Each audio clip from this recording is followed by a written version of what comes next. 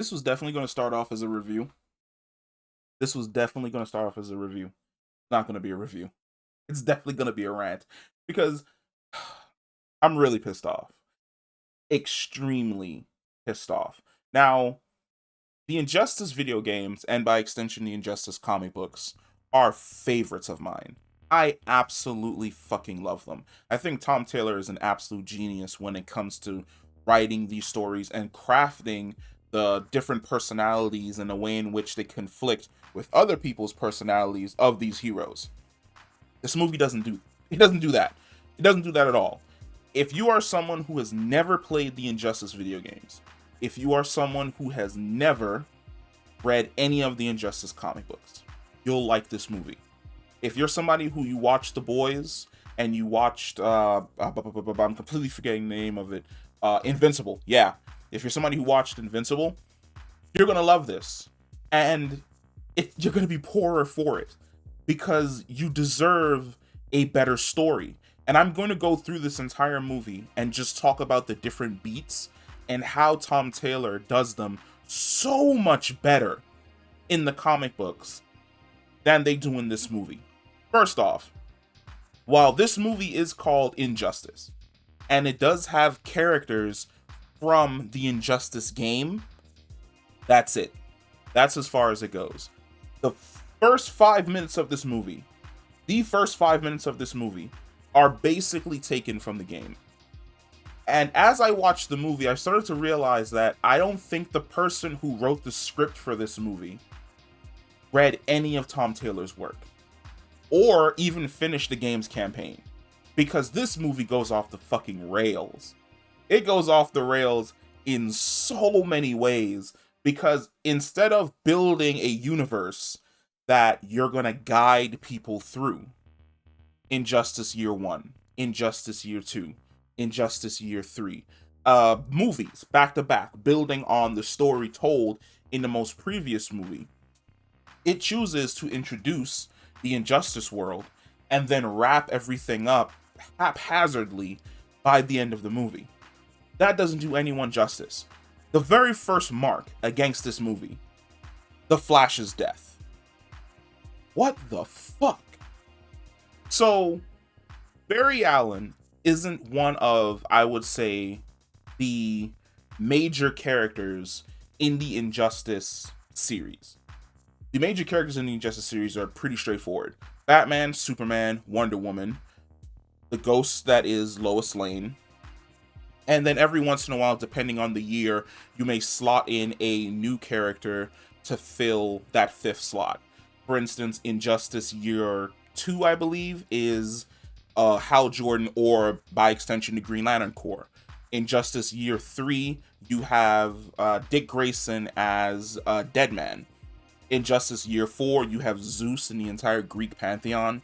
And then there's Injustice Year 5, which deals with the final battle before Batman pulls the trigger and pulls in another Justice League from another world that you see in the first Injustice game. The first mark against this movie, it kills the Flash. The Flash as a character is us. We are the Flash. Yeah, I'm using that. And what I mean by that is the Flash's character arc, and not only his character arc, but his opinion on the world around him is our opinion. Because when the event first happens, when the Joker first kills Lois Lane and destroys Metropolis, the Flash is on Superman's side, just like we were. Joker wipes out an entire city, he kills your wife, tricks you into killing your unborn child. Fuck yeah, kill him. Everyone can understand Superman's pain and why he was pissed off. However, the Flash's role is kind of haphazardly handled by Mr. Terrific, which is the chess game. Superman and the Flash have a game of chess where the pros and cons of Superman taking a more heavy hand on the world are essentially weighed. Now, during the chess game, the Flash counters all of Superman's arguments perfectly during the chess game. However, at the end of it, he agrees with Superman that villains like the Joker and Reverse Flash, who keep coming back, who keep harming people, really should essentially be put down to make a safer world. Governments who exploit their people across the board should be taken out of power to make those people's lives better. All of this absolutely makes sense. They go through with it. But as Superman becomes more and more unhinged, as he becomes more authoritarian and he starts killing people left and right, the Flash essentially has a crisis of faith. And the crisis of faith that initially happens for the Flash has to do with a young hero. Essentially, there was a hero that looked up to the Flash and who looked up to Superman. And this young hero wanted to be like the Flash and be like Superman, but he didn't have any powers. When Superman's regime took over, the young hero stepped in to stop basically one of the regime soldiers from attacking an innocent person, and the regime soldiers beat him into a coma. And there is a great dialogue for the Flash where he talks about there's this long stretch of road in Australia, and he runs back and forth on the road when he has a lot of things to think about. And as he's running on the road, he's thinking about that kid. And he's thinking about how that kid was a fan of both him and Superman. And that essentially this kid who stood up for what the Justice League would have stood up for before Lois died was essentially beaten to death. Now that kid, he's no longer a fan. He's no longer looking up to them as heroes. He fears them because that's what they are. They no longer inspire, they bring fear. And as he realizes that the regime has gone too far, he begins to essentially change the same way we do. As we see Superman delve further and further into being this great authoritarian figure who's ruling the world with an iron fist, we essentially, as the fans, are like, nah, I'm more on Batman's side. The Flash slowly comes around to that. He's essentially us looking at the events as they happen, which is Lois dies, Metropolis is destroyed, Superman is distraught, villains need to go. That across the board, you agree with that. Superman begins more or less arresting villains, then killing villains. That's fine because they're villains. They've hurt and they've killed people. Then Superman starts hurting the population. Okay, I'm not for that, but the population is a little bit more safe. Then the regime basically starts killing innocent people, fans, other heroes. And it's like, okay, that's not what we signed up for. We signed up to protect and inspire people. We didn't sign up to essentially become villains and fearmonger. That doesn't happen in this. The Flash is killed off. What's worse about the Flash being killed off is essentially the same problem that I have with the rest of the movie, which is, as when heroes die, there's no reaction. Flash dies, he's never mentioned again throughout the rest of the movie. Hawkman dies, Cyborg just destroys his body without even acknowledging the fact that Carter Hall just got killed. Like, Cyborg dies, nobody absolutely gives a shit. Wonder Woman and Superman don't step in. They essentially just sit on the sidelines and watch as Cyborg gets torn to shreds by Amazo. Second off, Amazo, he's not in the comics. He's not in the comics at all. The only time I can remember Tom Taylor using Amazo is in Deceased. That's it. In the original run for the Injustice comics, year 1 through 5, I don't remember who, it's been a while, but there was a pill created. And essentially the pill would give someone the powers of a low-level Kryptonian. Strength, speed, durability. And it was a pill that was created by Superman to give to all of his soldiers. Basically, his soldiers would be around 50% of his strength. And they would have an easier time controlling the world that way. Batman finds out about the pill. Batman steals the pill. We're going to get back to the pill because stealing the pill is basically the same story beat as going to the Fortress of Solitude. But we're going to get back to that. We're going to dial it back a little bit, and we're going to talk about the relationship between both Batman and Superman. Done way better in the comics. They're actually friends. Batman's on a stakeout in Gotham, and Superman jets over there and they start talking, and Batman deduces what's going on. And they talk about how Batman's going to be the Godfather, and he's trying to brainstorm like names to pick out for his unborn child and what he wants to do. And it's dope. You get like this really, really deep relationship. When the situation happens, Superman goes to the Batcave. I'm talking after Lois is gone, after he's decided to become more authoritarian. Batman's kind of still on his side because he can understand where he comes from. But when he starts essentially killing people, Batman's like, nah, that's not what you stand for, and you know that's not what I stand for. And there's a great conversation that happens in the Batcave between both Batman and Superman, where they talk about ideals. And Batman is essentially like, you're supposed to be the shining beacon. You're supposed to be the best of us.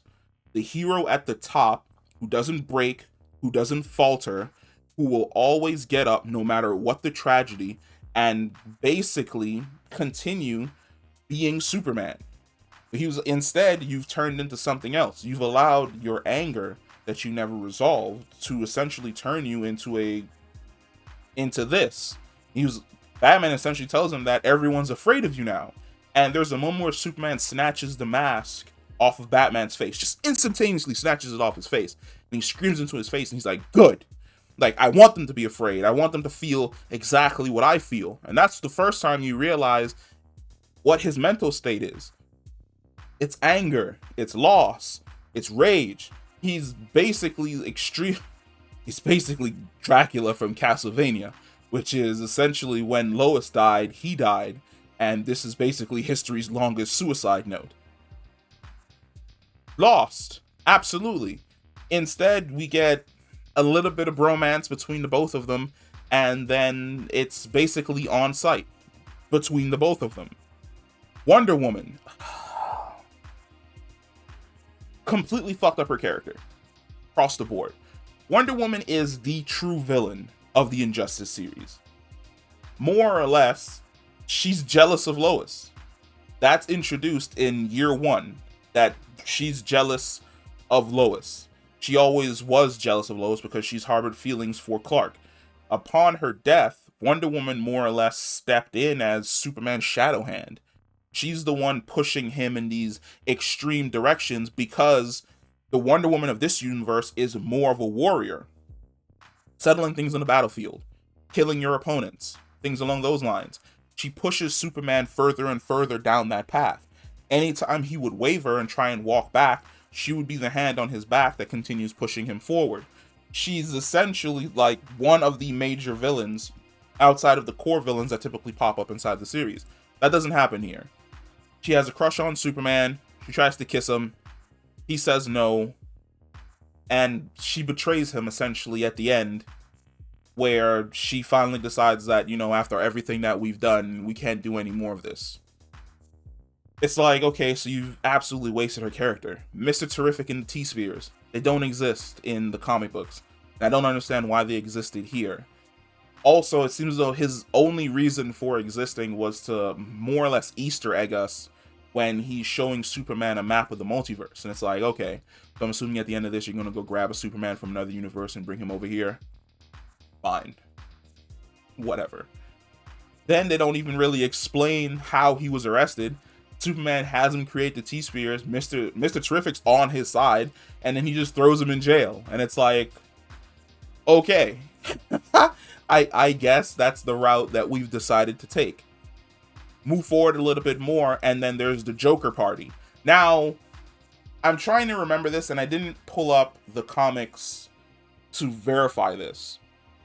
But I do remember there being a Joker party in the comics. I don't remember if he kills them in the comic book. When I saw it, I knew exactly what was going to happen. I also don't remember Batman being there when it occurred. So that entire situation just seemed weird to me. Also, it also seemed extremely weird for Superman, at least the year one version of the Injustice Superman, to just like blatantly start killing kids at a party, because that's essentially what Wonder Woman points out later on, that they were kids. We're talking people between the ages of 12 and 18, which is an extreme that I did not expect, but it definitely happened. And I feel as though, especially that scene felt like something straight out of The Boys, like something that Homelander would do. And I was like, why? Like, we didn't really need that scene. That scene would have been better if there was character building from any of the other core cast. We didn't get that at all. Superman just shows up at this party that the T-Spheres alert him to and just starts wiping out kids. Because if I remember correctly in the comics, they were Jokers. People that actually followed the Joker. They weren't people at like a rave. Just like, how do you butcher source material this bad? There's no way that you can butcher source material this bad, especially if like whoever wrote this story really didn't read or at least understand the comics at all. But then there's Ra's al Ghul. He doesn't. Ra's al Ghul and the Amazo don't even show up in the comic book, and it makes no sense for Ra's al Ghul to have Amazo, and it also made no sense for him to create Amazo and then send Amazo to assist Superman. It's just, and it also made no sense for Superman to believe Damian Wayne and Ra's and their plan that Ra's wanted to help, and it's just like, it's like, why? What was the point? Moving on. Let's see. We've got, in my opinion, the most important scene, which is the Fortress of Solitude scene. Now, in the movie, Batman and his crew break into the Fortress of Solitude. Green Arrow fires the arrow. Superman deflects it. It hits Jonathan Kent in the chest. It kills Jonathan Kent. Superman just homelanders Green Arrow right off the bat. Laser right to the face. Dead. But then he lets Batman and the rest of the squad just walk out the front door. Why? Your dad just died, and you're letting Ra's al Ghul be the one to give you comforting words? Like, the guy who's responsible for setting this entire plan in motion is Batman. He's right there. And he's literally, I don't even say he was running. He was like jogging past Superman the entire time. And it's like, just get him.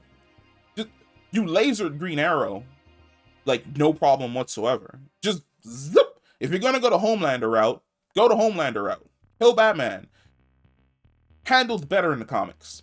In the comics, the plan was to break into the Fortress of Solitude, to steal the pill so that Batman will be able to give basically his side the same powers as Superman. They break in. Green Arrow realizes that Superman is on his way. Inside of the Fortress of Solitude is both Jonathan and Martha Kent. Green Arrow loads up 2 arrows. In one of the arrow is the pill. Superman lands in front of him. He fires the arrow. And when he fires the arrow, Superman deflects one, the other one misses, and goes out the door for the fortress. He doesn't realize that the pill is inside the second arrow because basically Green Arrow tricked him. However, the deflected arrow hits Jonathan Kent in the arm. It hits him in the arm. It doesn't kill him. It hits him in the arm. He's wounded, grazed. For whatever reason, this movie decides to kill Jonathan Kent in like the most bonkers way imaginable. But what proceeds in the comic books is better than essentially what we get in the movie. Because in the comic books, once Jonathan Kent gets hit, Superman starts hitting Green Arrow in the face with his fist. And we see it from the perspective of Green Arrow, which is he doesn't kill Green Arrow with one hit. Superman makes sure that every single punch is devastating. And as you see it from Green Arrow's perspective, his eyes just close more and more, and there's more and more blood, and he beats his head into the ground. While his mother and father are trying to pull him off of this guy and stop him from killing him. That's like the tipping point where you realize that there's no coming back for this Superman. At all. Dinah Lance, she doesn't show up in this at all. Her fight between Her Black Canary discovering that she's pregnant with Oliver's kid. Her bonding with Harley. Them basically kind of sort of becoming friends. Harley's entire story arc dealing with the fact that she opens up to Dinah about being pregnant with the Joker's kid and giving up the kid for adoption and sending the child to live with her sister, to giving up on motherly instincts so she could follow the Joker and constantly realizing that he's a piece of shit, wanting to protect Dinah and the unborn baby, working with Dinah while she's going through like her pregnancy cramps and things along those lines, helping Dinah when Oliver's dead, being there as a shoulder to cry on. All of Harley's personality shit out the window. Fucking gone. Doesn't fucking matter. Like, she basically exists as comedy relief and to be told to go sit in a corner. And it's like, that's not what Harley did. She has such great lines in the comics. In the comics, she basically psychoanalyzes all of the heroes every single time she meets them. And it's like, yes, because she used to be a psychiatrist, she'd be able to understand when the heroes are stressed and when like they're depressed and things along those lines. Nothing. No Dinah Lance. No fight between Dinah and Superman where she almost kills him with her sonic scream and he slices her in half. No Dr. Fate in this movie at all. Batman going to see Dr. Fate and ask for his help, and Dr. Fate saying no, he can't intervene because it's what fate wills. Then showing up over the almost dying body of Dinah and using his powers to heal her and bring her back, then scooping her up and taking her to another world where that Dinah Lance is dead so that her and the Oliver from that world can be together and raise their child in happiness. Nothing. No dope ass line by Dr. Fate where he's like, fuck fate, and decides that he's gonna stand against Superman. None of that. None of that at all. Dick Grayson gets killed, which happens in the comic books, I 100% understand. But at the exact same time, he's not supposed to return as fast as he does. Damian Wayne killing Dick Grayson was always one of those shocks that happened in the comic books, and it's handled extremely well here as well. He gets hit in the back of the head. In the comics, he falls at a weird angle and breaks his neck on this jagged piece of rock that was sticking out of the ground. In this one, he just hits him in the head. I'm assuming he hits him in the temple, and he dies. When he dies, he meets Ramakrishna. She's basically the god who gave Boston Brand the ability to be Deadman. She meets him, turns him into the new Deadman. Here's the problem. Boston Brand in the first year of Injustice is still alive. Ramakrishna doesn't give an explanation as to why Dick Grayson needs to take over for Boston Brand. She just kind of turns him into Deadman. There's a reason for that doesn't happen until year 3 of Injustice. Hal Jordan shows up, tries to stop Superman, gets the ring taken away, disappears. Where did he go? Who fucking knows? He's supposed to come back as well because essentially all of Injustice Year 2 has to do with Hal Jordan being a Yellow Lantern and the Green Lanterns coming to Earth to essentially stop Superman, to save the sector, getting their shit kicked in, and having to quarantine the entire sector and leaving it to Superman and the regime. None of that. None of that at all. Move towards the end. Why is there an Amazo in Smallville? It's an android that has the strength of Superman. Why is it in this small ass Midwest town? Why did it designate like an Ed 209 that littering is a killable offense? Who programmed this? Maybe the reason why we didn't realize that these things were programmed to fucking kill everyone is because you threw Mr. Terrific in jail. No, not even Mr. Terrific in jail, because you have somebody in the form of Cyborg. Cyborg literally exists to run analytics on Amazo. Hooks up to Amazo one time and goes, yeah, these settings are definitely way too high. Let's dial him back from an Ed 209 and put him to about RoboCop. Yes. No? Okay. Amazo goes on a fucking killing spree. He's killing everybody left and right. Half of Smallville's gone. Like, holy shit. Not only is half of Smallville gone, you let Amazo kill Hawkman? Fine. But then Cyborg just wipes out Hawkman's body in a blast. No one even reacts to the fact that Hawkman Carter Hall just died in front of them. Nobody gives a shit. Cyborg gets killed. Nobody gives a shit. The rest of the squad shows up to basically destroy Amazo. It's time to team up again, like we don't have beef. Sure, that happens in the comic books as well, but it's typically always like a major threat. Brainiac, Darkseid, Olympian gods, things along those lines. Mr. Terrific goes through his portal, grabs Superman from Earth 1, who shows up and gets his shit kicked in. Okay. And then I don't even remember if we see him again. Like, I don't even want to watch this movie again to check, to be quite honest. But I remember at the end of the movie, Superman's like, I'll go to any prison that you want, and I'll stay there whenever you want. And Batman's like, yeah, and we'll take you out of the cell when we need you. Huh? Why? Fine. Whatever. But then Mr. Terrific goes through the portal and brings out like a pregnant Lois Lane. And like Superman lands in front of her, and I'm like, why? Like, how do you know that this Superman isn't that far gone to the point where he wouldn't just Homelander Lois? But okay, Lois talks him down off the ledge. But then what happens to that Lois? Because in my opinion, the thing that you should have done is you either let this Superman go with Lois so that she can fucking rehabilitate him and get him back to being like himself, while the heroes on this Earth essentially clean up and fix things. Mr. Terrific could easily monitor Superman while he was living with this version of Lois. I really thought that was the route they were going to go, that they were going to give Superman the story beat of both Black Canary and Green Arrow. They didn't. He just flies off to go to like some red solar cell that Batman in some way, shape, or form had built. And it's like, huh? And then at the end of it all, Batman and Wonder Woman hook up, and it's like, huh? Movie is fucking horrible. Like, it's absolutely bad.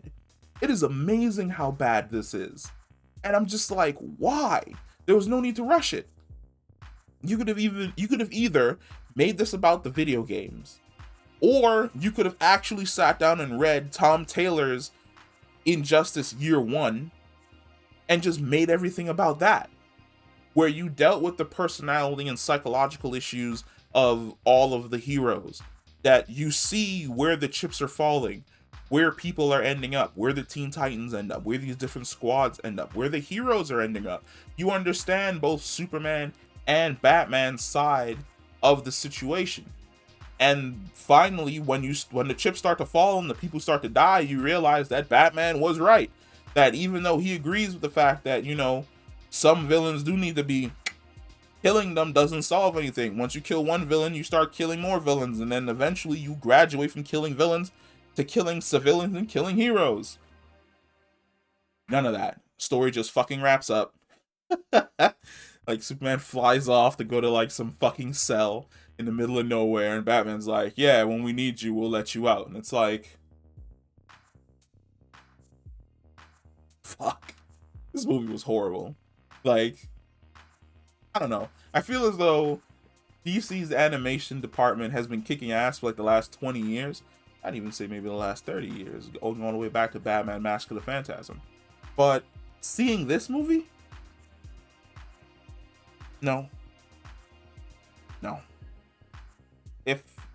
I don't know. Like, if you've never read the comics or watched the movie, go and watch this. You'll enjoy it because you don't understand the story that it's absolutely butchering. But man, if you've played the games or you've read the comics, this is a piece of shit. It's really bad. And I'm really hoping we don't go back to this universe. At all. At all. But that's the video. If you made it all the way to the end, holy shit, how long have we been? 30 minutes. If you made it through this 30-minute just ranting slog, congratulations. Hit the like button, hit the subscribe button, and I will definitely see you in the next video if I don't fuck up.